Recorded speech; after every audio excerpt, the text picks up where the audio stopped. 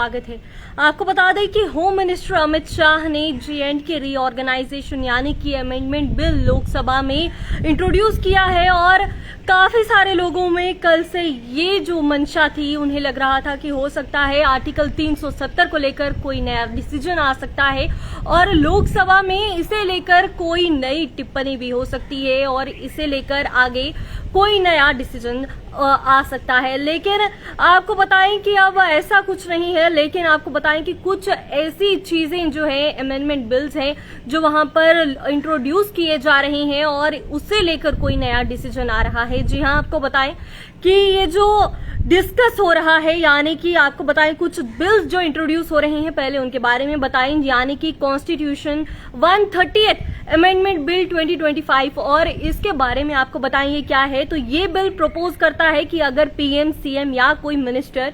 Serious criminal offence के case में arrest या डिटेंशन में है या इसमें आते हैं तो 30 दिन तक कस्टडी में वो रहते हैं और तो वो ऑटोमेटिकली अपना पोस्ट इस कारण लूज कर सकते हैं। और एक काफी बड़ा आपको बताएं कि ये जो अमेंडमेंट बिल है ये वहां पर पास किया जा रहा है क्योंकि कोई भी अगर पीएम हो या सीएम, कोई भी बड़ा व्यक्ति हो, अगर उसे अरेस्ट किया जाता है उसे 30 दिन के लिए, तो उसे ऑटोमेटिकली वो अपना आपको बताएं कि पद तक लूज कर सकते हैं और साथ ही बताएं लेकिन रिलीज होने के बाद दोबारा अपॉइंट भी किए जा सकते हैं और उन्हें फिर दोबारा से वो जो प्रोसीजर्स है उन्हें फॉलो किया जाएगा और उसके बाद उन्हें दोबारा से अपॉइंट किया जा सकता है। और दूसरे अमेंडमेंट बिल की बात करें तो government of union territories amendment bill 2025, इसमें यूनियन टेरिटरीज के गवर्नेंस सिस्टम में कुछ अमेंडमेंट्स जो है प्रपोज किए गए हैं और इसे भी आज लोकसभा में आगे इंट्रोड्यूस किया जा रहा है और इसे लेकर आगे क्या आ सकता है, यानी कि कल और आज दोनों दिन जो दिन है ये बिल्स आगे इंट्रोड्यूस किए जाने वाले हैं लोकसभा में और उसके बाद क्या डिसीजन सामने आता है हम आपके साथ वो भी जरूर साझा करेंगे। लेकिन फिलहाल 20th और 21st यानी कि कल और आज ये बिल जो है लोकसभा में इंट्रोड्यूस किए जा रहे हैं। और तीसरे की बात करें तो यानी कि Jammu and Kashmir reorganisation amendment bill, जिस तरह यानी कि बताएं कि जो होम मिनिस्टर अमित शाह ने फिलहाल अभी जो लोकसभा में इसे इंट्रोड्यूस किया है और जिसके तहत 2019 के जम्मू कश्मीर रीऑर्गेनाइजेशन एक्ट में चेंजेस लाने के लिए इसे इंट्रोड्यूस किया गया है। अब क्या क्या चेंजेस आते हैं और क्या अमेंडमेंट जो इस बिल में है इसके से क्या चेंजेस आगे आ सकते हैं जम्मू कश्मीर में, जिस तरह इसे यूटी बनाया गया है, इसमें और इस अमेंडमेंट बिल्स में क्या चेंजेस आ सकते हैं, हम आने वाले वक्त में जरूर वो भी आपको बताएंगे, उसकी डिटेल जरूर देंगे। और आपको बताएं एक और है promotion and regulation of online gaming bill, जो इस बिल का मेन फोकस ई स्पोर्ट्स और सोशल गेमिंग को प्रमोट करना है। तो जिस तरह सोशल गेमिंग और काफी सारी जो ऐसी साइट्स है जहां से ऑनलाइन गेमिंग से पैसा कमाया जा सकता है, इस बिल को आगे भी इंट्रोड्यूस किया गया, यानी कि आज इसे इंट्रोड्यूस किया जा चुका है। और साथ ही रियल मनी ऑनलाइन गेमिंग जैसे कि फैंटेसी स्पोर्ट्स, पोकर, बेटिंग और जो लॉटरीज है इन्हें बैन करने का प्रोविजन आगे रखा गया है। जिस तरह कई सारे लोग आपको बताएं कि बेटिंग एप्स जो है यानी कि जिन्हें अभी भी लीगल माना जाता है उनका इस्तेमाल करते हैं और उनके जरिए बेटिंग एप्स के जरिए पैसे कमाते हैं और काफी सारे लोग इस बेटिंग एप्स का शिकार होकर अपना काफी सारा पैसा तक गवा देते हैं और उसे लेकर ये बिल भी आगे इंट्रोड्यूस किया गया है ताकि जो लोग ऐसी आदतों में पड़ चुके हैं उन्हें वहां से काफी हद तक छुटकारा दिलाया जा सके। और आपको बताएं कि इन बिल को जो एक ज्वाइंट कमेटी ऑफ पार्लियामेंट यानी कि लोकसभा और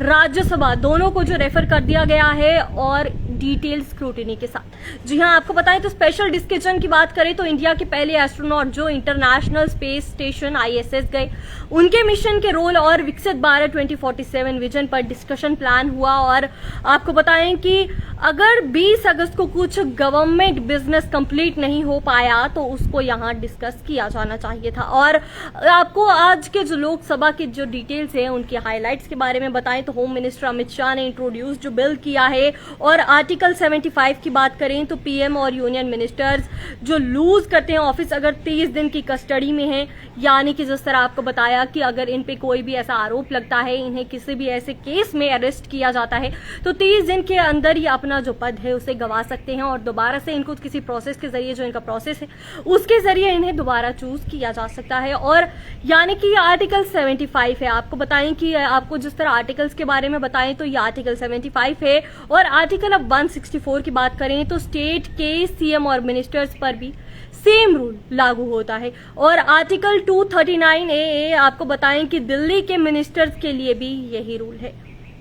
ऑपोजिशन के स्टैंड की अब बात करते चलें तो आपको बताएं कि आरजेडी एमपी मनोज झा ने क्रिटिसाइज किया, बोला कि ये बिल पॉलिटिकल वेपन बन सकता है और नॉन बीजेपी जो स्टेट गवर्नमेंट्स को डिस्टेबलाइज करने का टूल हो सकता है। जिस तरह आपको बताएं कि बीजेपी ने ये आगे अमेंडमेंट बिल्स जो है लोकसभा में पास किया और वहीं ऑपोजिशन ने भी काफी सारी टिप्पणियां की हैं, जहां आपको बताया कि इन्होंने कहा है कि ये और जो नॉन बीजेपी के जो भी कैंडिडेट्स हैं, जितने भी सारे मिनिस्टर्स हैं, उनके लिए ये एक वेपन भी साबित हो सकता है, क्योंकि उनको अगर किसी ऐसे केस में जो अगर उन पे कोई ऐसा केस लगता है तो उन्हें जो है अरेस्ट किया जा सकता है और वो अपना पद तक खो सकते हैं। और ये काफी बड़ी बात है, क्योंकि जो लोग अभी सत्ता में नहीं हैं उन्हें इससे काफी हद तक प्रॉब्लम आ रही है। और आपको बताएं कि ऑनलाइन गेमिंग बिल की जिस तरह बात करें तो 2025 इसे पास किया गया है और अमेंडमेंट बिल को इंट्रोड्यूस भी किया गया है। आपको बताएं इसमें आईटी मिनिस्टर अश्विनी वैष्णव ने इंट्रोड्यूस इसे किया। और इसके कुछ की पॉइंट्स की बात करें तो आपको बताएं कि जो बैन है रियल मनी गेम्स, जिस तरह आपको बताएं कि काफी सारे आपको गेम्स के नाम बताएं,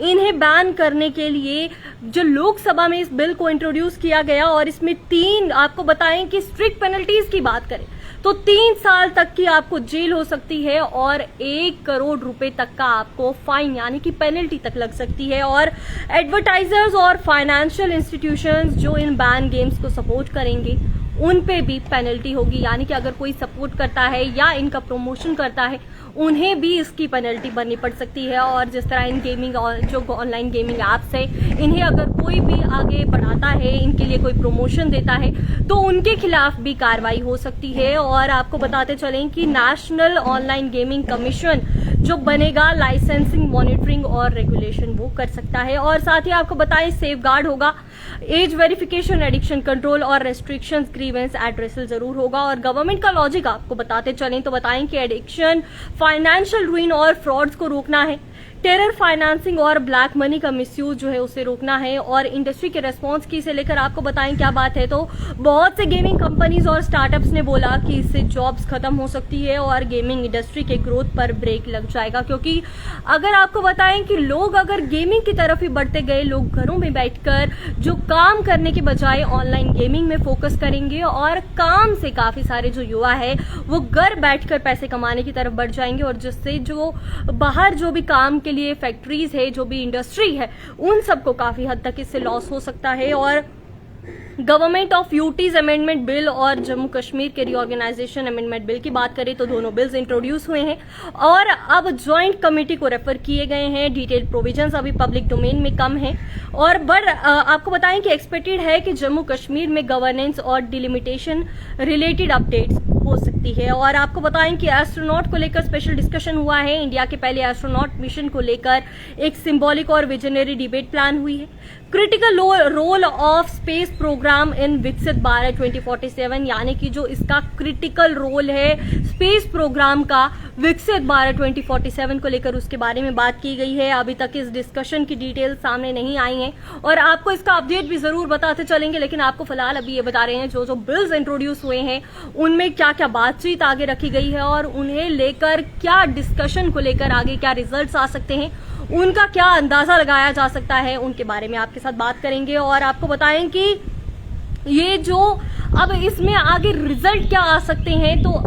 सब ये सोच रहे हैं। जिस तरह कल ये आपको बताएं कि ये नया ऑर्डर आया था जिसमें बताया गया था कि आज होम मिनिस्टर लोकसभा में अपना ये अमेंडमेंट बिल्स जो है इन्हें इंट्रोड्यूस करेंगे और अब उसको लेकर क्या जो डिसीजन है सामने आ सकते हैं। एक ये हो सकता है कि ज्वाइंट कमेटी के रिपोर्ट्स आ सकते हैं और ये डिसाइड करेगी कि बिल्स फाइनल फॉर्म में कैसे आएंगे। और फ्लोर डिबेट्स की बात करें तो ऑपोजिशन और रूलिंग पार्टी के बीच आर्ग्यूमेंट्स हो सकते हैं। और पब्लिक रिएक्शन की बात करें तो स्पेशली ऑनलाइन गेमिंग बिल पर यूथ और इंडस्ट्री का प्रेशर इससे काफी हद तक बढ़ चुका है। जिस तरह गेमिंग एप्स काफी बन चुके हैं, लोग यहां से पैसा कमा रहे हैं, उन्हें इससे काफी हद तक प्रॉब्लम्स आ सकती है। और एस्ट्रोनॉट डिस्कशन आउटकम की बात करें तो स्पेस डिप्लोमेसी और साइंटिफिक अचीवमेंट्स पर रोड मैप तैयार हो सकता है, जो कि काफी अच्छी चीज है। जिस तरह अगर हमें रोड मैप दिया जा सके, एस्ट्रोनॉट्स को भी इसे लेकर काफी हद तक मदद मिल सकती है और अपने काम वो जल्द से जल्द पूरे कर सकते हैं और उन्हें समझने में भी जरूर